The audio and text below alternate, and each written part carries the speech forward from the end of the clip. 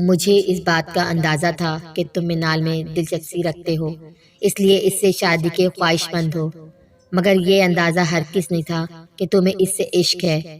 اس relation کے ختم ہونے کے بعد یوں کمرے میں اس کا جوک لے کر بیٹھ جاؤ گے۔ نوفل نمیر کے کمرے میں آیا اور کمرے کی لائٹ آن کر کے کھڑکی سے باہر جھانکتے ہوئے نمیر کو دیکھ کر بولا، شٹ اپ نوفل، میں اس وقت سنجیدہ ہوں، مذاق کا موڈ بالکل نہیں ہے میرا۔ نوفل کا طنز سن کر نمیر پاس رکھی چیئر پر بیٹھتا ہوا بولا، میرے بھائی اب سنجیدہ ہونے کا کوئی فائدہ نہیں، تمہیں سامنے والے بندے کے انداز اور عادت دیکھ کر بہت پہلے ہی سنجیدگی سے سوچنا چاہیے تھا۔ اب جب بات آئی گئی ہو گئی ہے تو بات کو مذاق میں اڑا دو یار، بھول جاؤ سب۔ نوفل بھی بیڈ پر ریلیکس انداز میں بیٹھتے ہوئے نمیر سے کہنے لگا، نوفل تم جانتے ہو نا کہ میرے اور منال کے ریلیشن میں پہل اور پیش قدمی اسی کی طرف سے ہوئی تھی۔ اس نے مجھے کہا تھا کہ وہ مجھے لائک کرتی ہے، میرے ساتھ اپنی باقی کی زندگی گزارنا چاہتی ہے۔ وہ میری کزن تھی، میرے لیے قابل احترام بھی۔ میں اپنے اور اس کے ریلیشن کو لے کر ہمیشہ اس سے مخلص رہا، اس کی چھوٹی چھوٹی غلطیوں کو ہمیشہ اگنور کرتا رہا، اور 2 دن پہلے وہ مجھے کہہ رہی ہے کہ میں اس کے اسکرین آنے پر اوور ریئیکٹ کر رہا ہوں۔ میں ایک کنزرویٹو مرد ہوں یار، میں ان مردوں میں سے نہیں ہوں جو یہ گوارا کرے کہ اس کی بیوی کسی دوسرے مرد کے ساتھ اسکرین پر کام کرے۔ ایجوکیٹڈ ہونے کے باوجود ایسی مینٹلٹی نہیں رکھ سکتا، نہ اتنا بغیرت ہو سکتا ہوں کہ اپنے سامنے اپنی بیوی کو کسی دوسرے مرد کے ساتھ دیکھوں۔ نمیر نوفل کے سامنے اپنے دل کا غبار نکالنے لگا۔ نوفل نے بھی اس کو بولنے دیا۔ جب نمیر بول کر چپ ہوا تو نوفل بولا، نمیر ایک طرح سے یہ اچھا ہی نہیں ہوا کہ منال کی سوچ تم پر شادی سے پہلے واضح ہو گئی، اور یہ بھی کہ اس کی لائف میں اس کے خواب پہلے آتے ہیں جنہیں وہ پائے تکمیل پر پہنچانا چاہتی ہے، جبکہ تم اپنے آپ کو اس کا خواب سمجھنے کی بھول کر بیٹھے تھے۔ پہل اگر منال کی طرف سے ہوئی، مگر اس کے باوجود تم اس کی فرسٹ پریورٹی نہیں ہو۔ نمیر تمہیں نہیں لگتا ایسے کھوکھلے ریلیشن کا ابھی نہیں تو بعد میں یہ انجام ہونا تھا؟ تم سے بریک اپ کے بعد یقیناً منال بھی اپنی زندگی میں مطمئن ہوگی۔ میرے خیال میں اب تمہیں بھی اس پر مٹی ڈال دینی چاہیے۔ نوفل نمیر کو سمجھاتے ہوئے بیڈ پر لیٹ گیا۔ مٹی میں 2 دن پہلے ہی ڈال چکا ہوں۔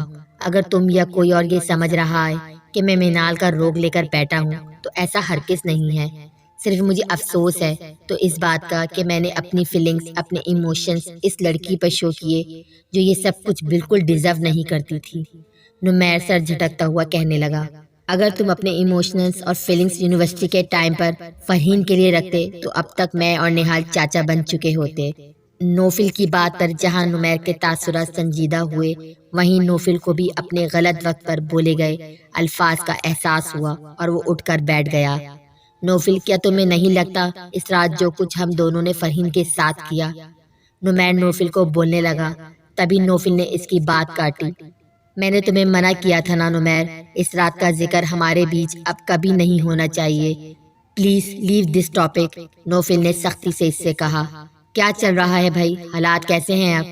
نہال کمرے میں آ کر نوفل کو دیکھ کر نمیر کے متعلق پوچھنے لگا۔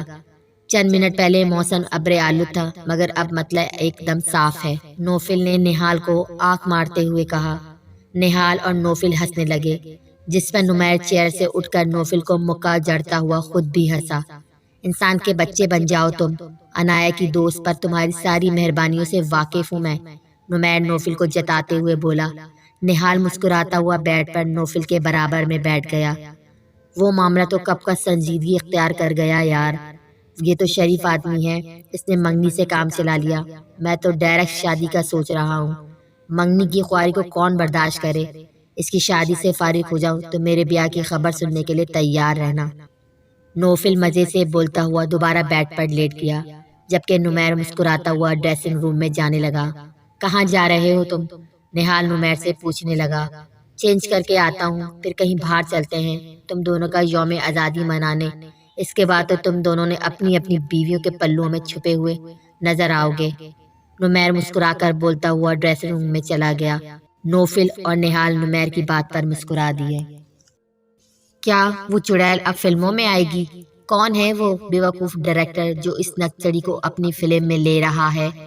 فری پیریڈ میں وہ دونوں کینٹین میں بیٹھی تھی، تب انایا شانزے کو بتانے لگی، آپی کے اس عمل سے مامو جان بہت دکھی ہیں، شانزے مجھے بس ان کی بہت فکر رہتی ہے، اور مامی وہ تو مجھے ایسے گھور کر دیکھ رہی ہیں جیسے یہ سب میرا کیا دھرا ہے۔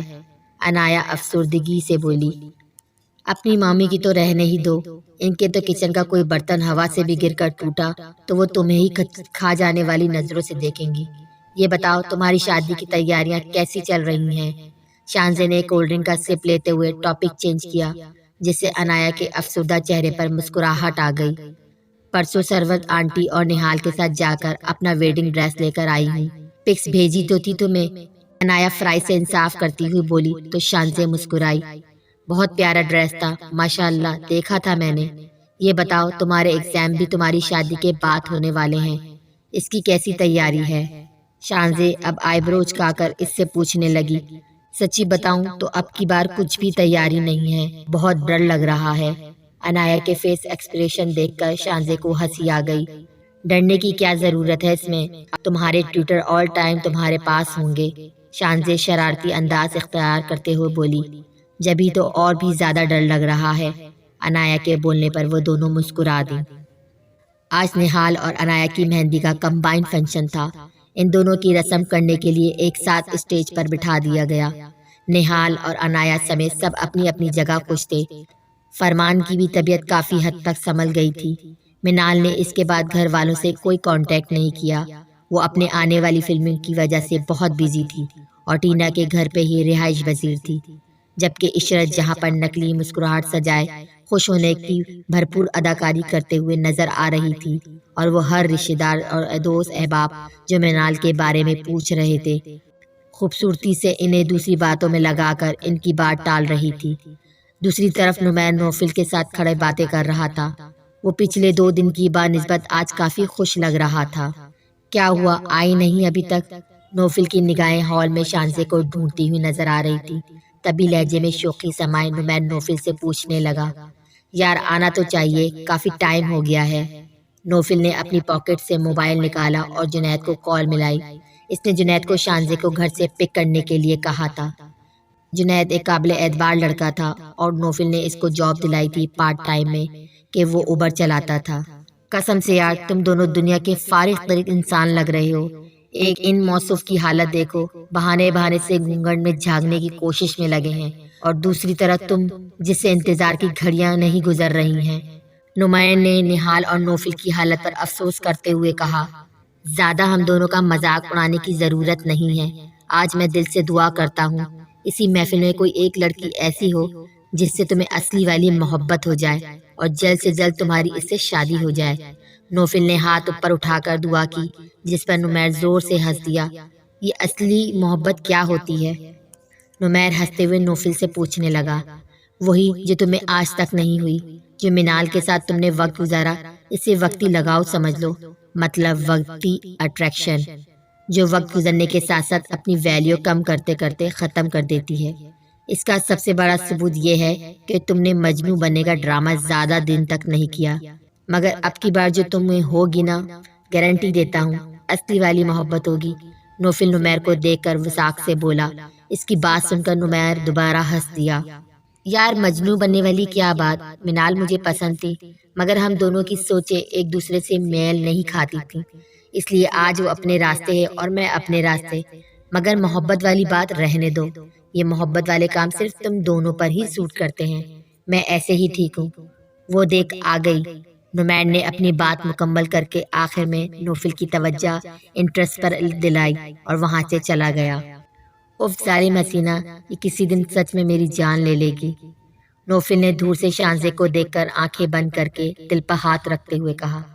ڈارک پرپل کلر کی کلیوں کی فراک جس پر سلور رنگینوں کا لائٹ سا کام بنا ہوا تھا، بالوں کو پراندے میں قید کیے، کانوں میں بڑے بڑے آویزے پہنے شانزے چلتی ہوئی اس کے پاس آ رہی تھی۔ نوفل کے لب مسکرائے۔ یہ ڈرائیور تم نے بھیجا تھا؟ شانزے نوفل سے پوچھنے لگی۔ وہ اسے سہولتیں مہیا کر کے خوب اس کی عادت بگاڑ رہا تھا۔ اب تو اس کا ٹیلر کپڑے سینے کے بعد جب اس سے پیسے نہیں لیتا تو وہ اچھی خاصی چڑ جاتی، لیکن رات کے وقت وہ کسی ٹیکسی میں اکیلے کیسے آتی، اسی وجہ سے نوفل کی بھیجی گئی گاڑی میں آرام سے آ گئی۔ کیوں، آنے میں کوئی پرابلم تو نہیں ہوئی، یا پیسے تو نہیں مانگے اس نے تم سے؟ نوفل شانزے کو دیکھ کر فکر مندی سے پوچھنے لگا۔ पुलिस वालों की हरकतों से हर कोई वाकिफ होता है। पैसे मांगकर इसे अपनी श्यामत थोड़ी लानी थी तुमसे।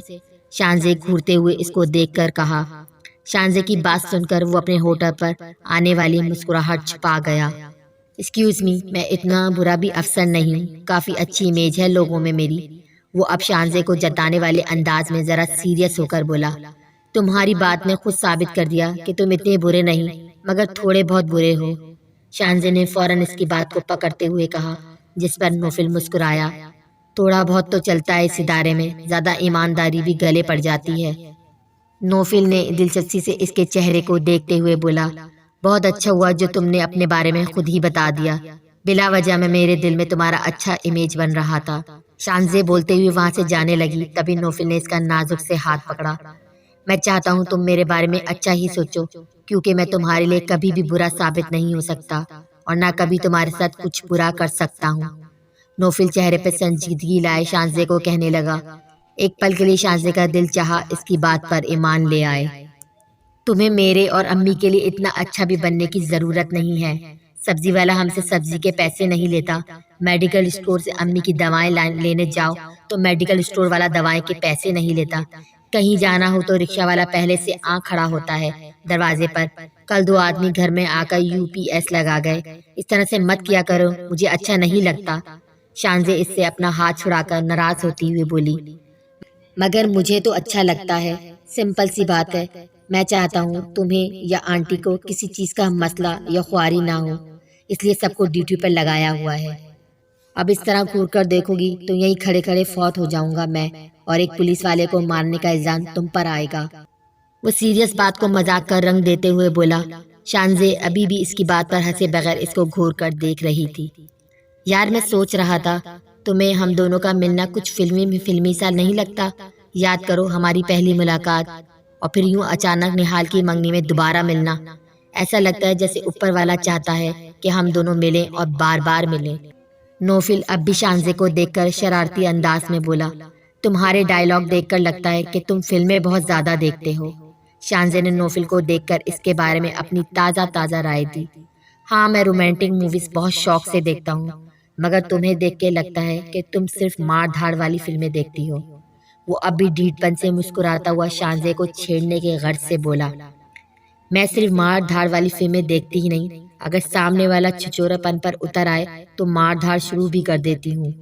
शानजे जितनी संजीदगी से बोली, नोफिल इसके ख्यालात जानकर हंस पड़ा।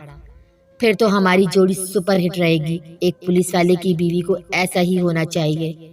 नोफिल के मुस्कुरा कर मिलने पर शानजे इसको घूरती हुई वहां से जाने लगी, क्योंकि शानजे को लगा वो जितनी देर वहां खड़ी रहेगी वो इतनी ही देर तक फजूल की हाँकता रहेगा। सुनो जालिम हसीना, वापसी पर मैं तुम्हें खुद घर ड्रॉप कर दूंगा। शानजे को स्टेज की तरफ जाता हुआ देखकर नोफिल ने इससे कहा, इसकी जरूरत नहीं। मैंने यहाँ आने से पहले तुम्हारे चमचे को, तुमने जिसकी मुझे बहन बनाकर कॉलेज लेने और छोड़ने की ड्यूटी पर लगाया है, 2 घंटे बाद इसे यहाँ आने का बोल चुकी हूँ। वापसी पर वो मुझे घर छोड़ देगा। शानजे नोफिल को बोलती हुई वहां से चली गई। नुमैर बेटा यहाँ आना। नुमैर अपने दोस्तों के पास खड़ा इनसे बातें कर रहा था। इशरत ने इसे पुकारा। कहिए खाला जानी, कोई काम था? नुमैर इशरत के पास आकर इससे पूछने लगा, क्या मुझसे भी नाराज हो तुम? इशरत नुमैर को देखते हुए पूछने लगी, अब आपको ऐसा क्यों लग रहा है कि मैं आपसे नाराज हूँ? नुमैर उल्टा इशरत से सवाल पूछने लगा। वो मुझे लगा कि मिनाल की वजह से तुम मुझसे भी, इशरत बोलने लगी। तभी नुमैर बोला, खाला जानी, ना ही मैं आपसे नाराज हूँ ना ही मिनाल से। इसकी और मेरी सोचें एक दूसरे से मुख्तलिफ हैं। हम दोनों के तरजीहात जुदा हैं, मगर साथ ही इससे मेरा कज़न वाला रिश्ता है जो अभी भी बरकरार है। आप टेंशन मत लें इस बात की। नुमैर इशरत को तसल्ली देता हुआ वहां से चला गया तो इशरत को थोड़ा सा इत्मीनान हुआ, मगर इसे मिनाल पर और भी गुस्सा आया। नुमैर हर लिहाज से अच्छा था। इशरत ने हमेशा इसे अपने दामाद की नज़र से देखा था, मगर मिनाल की वजह से अब वो इस बात का सिर्फ मलाल कर सकती थी। कहाँ जा रही हो? मैंने कहा था ना, घर मैं ड्रॉप कर दूंगा। नोफिल शानजे को जाता हुआ देखकर इसके पास आकर बोला, मैंने भी तुम्हें बताया था ना कि तुम्हारा चमचा मुझे लेने आएगा।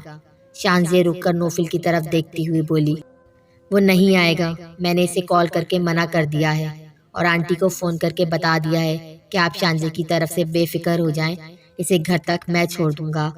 نوفل اس کو کہتا ہوا گاڑی کی طرف بڑھا، مگر شانزے کو وہیں کھڑا دے کر اس کی طرف پلٹا۔ اگر تم چاہتی ہو میں تمہیں گاڑی تک گود میں اٹھا کر لے جاؤں تو 40 کلو کا وزن اٹھانا میرے لیے کوئی مسئلے کی بات نہیں۔ نوفل شانزے کو دیکھ کر شرارت سے بولا، اگر تم نے اپنی ہی یہی بےہودہ گفتگو بند نہیں کی تو میں تمہارے ساتھ ہرگز گاڑی میں نہیں بیٹھوں گی۔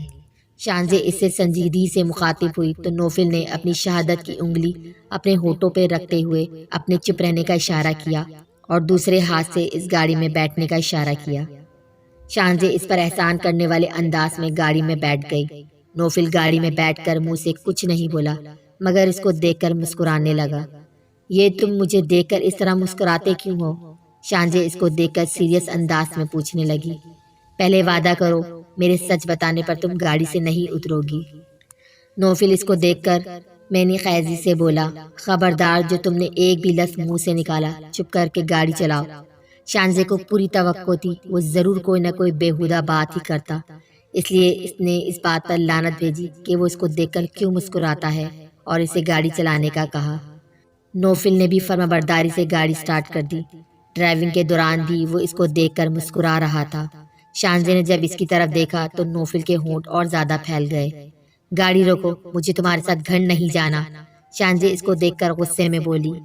مگر میں نے تو اب کچھ نہیں بولا۔ نوفل اس کو دیکھ کر معصومیت سے بولا، تم مجھے اس طرح دیکھ کر مسکراؤ گے تو میں تمہارے ساتھ ہرگز گھر نہیں جاؤں گی۔ شانزے اس کو دوبارہ وارن کرتے ہوئے بولی، میں دیکھوں نہیں، کچھ بولوں نہیں، دیکھ کر مسکراؤں بھی نہیں اور کس کرنے کا تو سوچوں بھی نہیں۔ سچ نوفل تیرا پالا تو واقعی ظالم حسینہ سے پڑ گیا۔ نوفل ڈرائیونگ کرتا ہوا آواز اپنے آپ سے مخاطب ہوا، جس پر شانزے اس کو گھور کر دیکھنے لگی مگر وہ اب خاموشی سے بنا کچھ بولے یا اس کو دیکھے ڈرائیونگ کر رہا تھا۔ کیسے بھائی ہو تم یار؟ آج میری خوشی والے دن ایک اچھے بھائی کا فرض تو ادا کرنا چاہیے تھا تمہیں۔ تھوڑی دیر پہلے ہی تقریب کے اختتام پر وہ لوگ گھر آئے تھے۔ نمیر ڈریس چینج کر کے بیڈ پر ہی لیٹا تھا کہ نہال اس کے کمرے میں آ کر بولا، یار غضب خدا کا، ماما نے تو آج ظالم سماج بننے میں کوئی کسر نہیں چھوڑی۔ بھرے مجمع میں ایک تو عنایت سے بات کرنا دور دیکھنا بھی مشکل تھا، اوپر سے ماما نے اس کا گھونگھٹ اور نکال دیا کہ روپ آئے گا۔ نہال کی دکھ بھری داستان سن کر نمیر کو ہنسی آئی، تو اس میں میرا کیا کردار تھا بھلا؟ اسٹیج پر آ کر عنایت کا گھونگھٹ ہٹا دیتا اور اسے کہتا، میرے بھائی کو اپنا دیدار تو بخش دو، بیچارہ بے صبرا ہوا جا رہا ہے۔ نمیر دوبارہ لیٹتا ہوا بولا، یہ نہ کرتے مگر ایک آدھ ملاقات تو چوری چھپے اس سے کرا ہی سکتے تھے۔ نہال بھی بیڈ پر بیٹھتا ہوا اسے شکوہ کرنے لگا، میرے سامنے زیادہ تڑپنے کی ضرورت نہیں ہے، صرف 2 دن بعد تمہاری بارات ہے۔ ایسا ممکن ہی نہیں کہ عنایت سے تم نے اس کی تصویر نہ مانگی ہو اور اس نے فرمانبرداری سے تمہیں سینڈ نہ کی ہو، اس لیے میرے پاس آ کر ڈرامے کرنے کی بجائے اپنے بستر پر جا کر سو جاؤ اور مجھے بھی سونے دو۔ نمیر اپنے منہ پر تکیہ رکھتا ہوا بولا، مطلب صاف تھا اب وہ سونا چاہتا ہے۔ تم سے تو مجھے یہی امید تھی، 2 دن ہیں بارات میں، جب یہ گزرے گی تب گزرے گی، مگر فی الحال میں ابھی اور اسی وقت عنایت سے ملنے جا رہا ہوں۔ نہال بیڈ سے اٹھ کر کھڑا ہوا اور اس کی بات سن کر نمیر نے اپنے منہ سے تکیہ ہٹایا۔ دماغ تو خراب نہیں ہو گیا تمہارا؟ اس وقت رات کے 2 بج رہے ہیں، تم خالہ جانی کی طرف جاؤ گے؟ نمیر سیریس ہو کر نہال کو گھورنے لگا، اب تمہیں ظالم سماج بننے کی ضرورت نہیں ہے، بس تمہیں اس لیے بتانے آیا تھا، ویسے تو مما سو رہی ہیں، اگر جاگ جائیں اور میرا پوچھیں تو پلیز سنبھال لینا۔ نہال بولتا ہوا اس کے روم سے نکل گیا۔ نمیر دوبارہ سر پر تکیہ رکھ کر لیٹ گیا۔ نہال اس وقت کار ڈرائیو کر رہا تھا۔ عنایت کو وہ میسج پر اپنے آنے کا انفارم کر چکا تھا تاکہ وہ سوئے نہیں۔ وہ نیند کے معاملے میں بہت پکی تھی، اگر سو جائے تو اسے جگانا مشکل ہوتا تھا۔ یہ بات خود اسے عنایت نے اسے بتائی تھی۔ عنایت کی باتیں سوچ کر وہ مسکرانے لگا۔ رات ہونے کی وجہ سے روڈ سنسان تھی۔ خالی روڈ کو دیکھ کر نہال نے گاڑی کی اسپیڈ بڑھا دی۔ شادی مبارک! نہال کے کانوں میں نسوانی آواز گونجی۔ نہال نے ایک دم پیچھے مڑ کر دیکھا تو اس کی آنکھیں حیرت سے پھٹی کی پھٹی رہ گئیں۔ گاڑی کی پچھلی سیٹ پر فرحین بیٹھی اس کو دیکھ کر مسکرا رہی تھی۔ صرف ایک لمحے کے لیے اس کا دھیان بٹا تھا اور وہ ایک لمحہ اس کی زندگی کے لیے بھیانک ثابت ہوا۔ گاڑی کی اسپیڈ تیز ہونے کی وجہ سے وہ فوری طور پر گاڑی کو کنٹرول نہ کر سکا اور گاڑی سامنے پول سے پوری طرح ٹکرائی۔